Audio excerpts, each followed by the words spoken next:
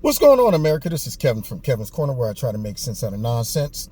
Now, the other day, I think it was yesterday, President Trump came out and he made his speech concerning being acquitted. It was a wonderful day for the president. First of all, he stepped up to the prayer meeting microphone prior to his acquittal speech, and he talked about how he didn't like people who use religion as an excuse to do the wrong thing. And of course, who do you think he was referring to? Mitt Romney. And then he also mentioned he don't like people who say that they pray for him, and he know that's not true. Now, I know. Who was he talking about? He's talking about the wicked witch sitting right next to him. You know who I'm referring to. Old bag of bones. The one with the little chicken bone monkey paw hands. We talking about Nasty Nancy. That's right. And that right there was the beginning of the day. And I think a lot of people was like, yeah, that's true. I mean, I feel the same way. President Trump is speaking what is real and what a lot of people think of. He ain't trying to hide the fact that he's upset with the way that these people have treated him for the last couple years and his family. So he goes up and he gives his speech, and he's going down the list of things. He's talking amongst friends, people who care about him. He's giving shout outs to all the folks that supported him throughout this fiasco. And of course, the whole week, the Democrats have been getting their butts destroyed on multiple fronts. All right. First things first, they lose the whole impeachment debacle, co-sponsored by the liberal media who helped them do this. Then you have them blowing it in Iowa. All right. Just messing that whole thing up. Yet they want to run the country. And then to add injury to the whole situation, you have Nasty Nancy ripping up the presidential speech for the State of the Union, which is now going to be a commercial ad for President Trump. So now it looks like all he do is win, win, win, win, win, and everybody's upset about it, and now they got to counter it. You know what I mean? They can't let the president just have a day to relax and say, yeah, I'm glad this is all over, and I'm not going to act as if I did something wrong. I'm not going to come out there and let myself be prostituted in front of them as if I need to be humbled by this whole fake impeachment thing. I'm not going to let them shame me into kowtowing to the liberal media or the Democrats because I didn't do nothing. I didn't see nothing wrong. So now CNN decides that since we are the hall monitors of truth and justice, we have to fact check the president on everything that he says during his speech, okay? Because remember, their job is not to just report the news, it's to make sure every word that President Trump says, whether it's a tweet or coming straight out of him giving a live speech, they have to make sure it's the truth. Now, I find that ironic because they don't do that for all the Democrats and, you know, the people who they support. You know, we not forget that. We don't need to do that for Joe. We don't need to do that for Hillary. None of them. But we need to watch every word that falls out of President Trump's mouth. Now, are they really fact-checking? Or are they cross-examining the president?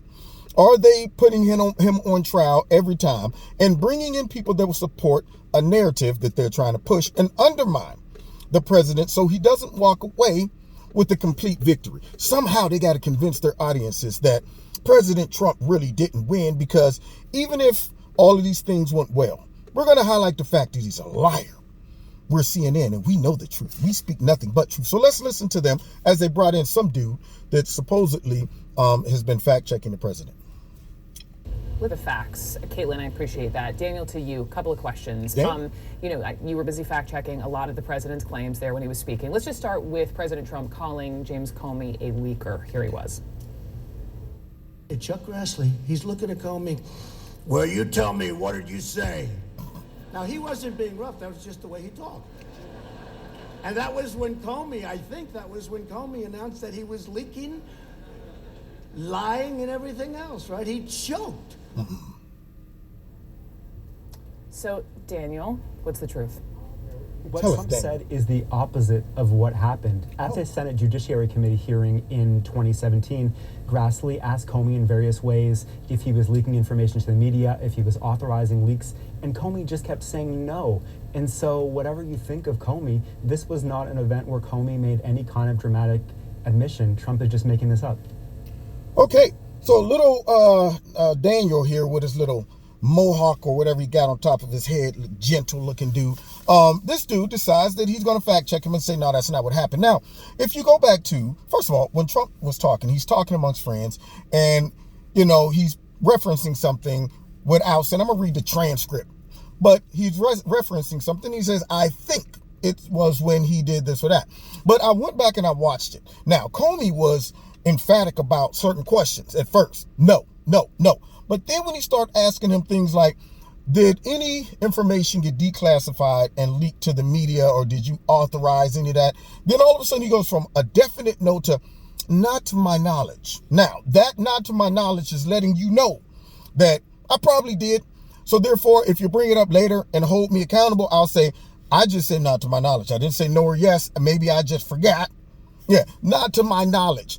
He started getting rattled as Chuck Grassley started asking him more in-depth questions.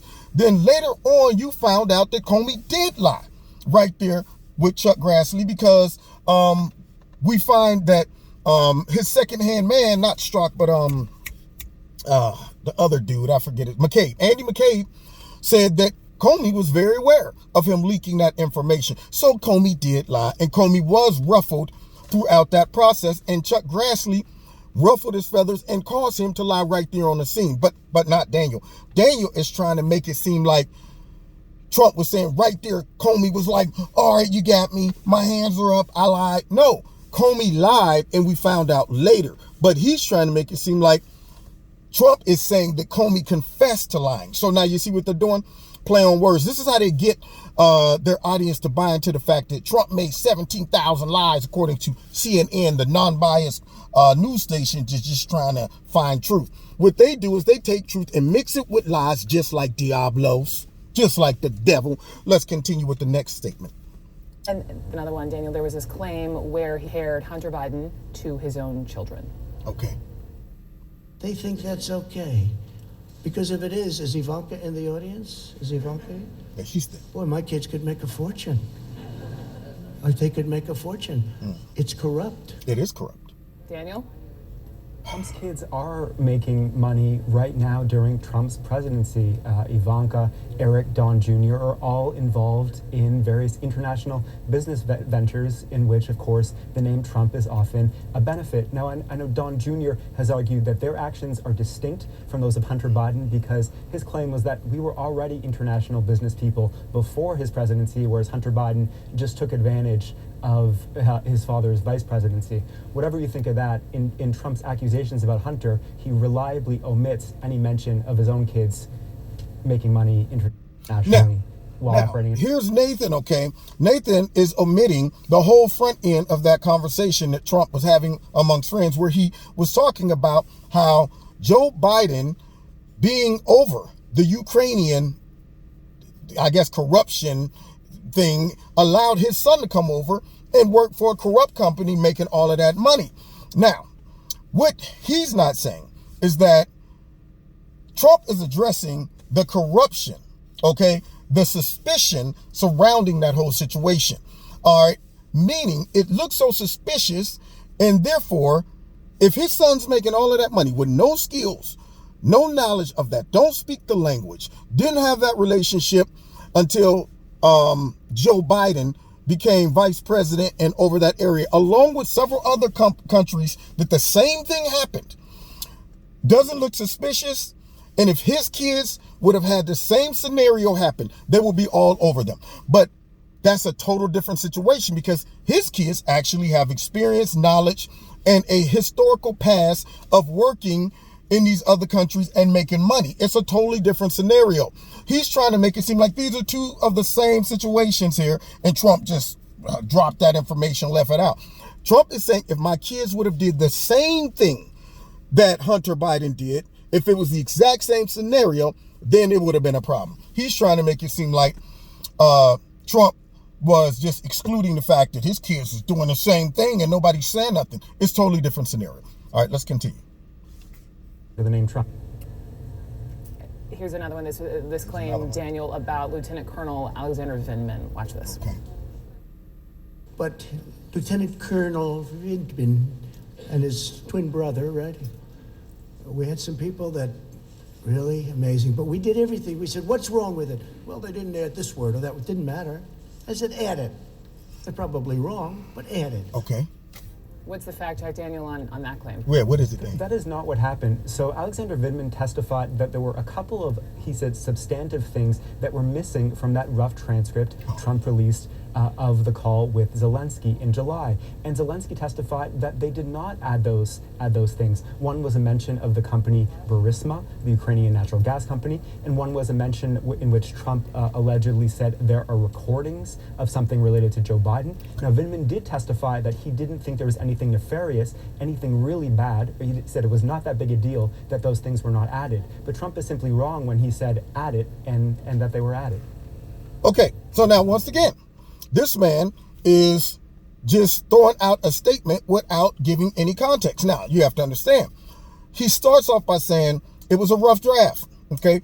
Vindman, when he was interviewed, he said, well, you know, those things aren't in it, but it ain't a big deal.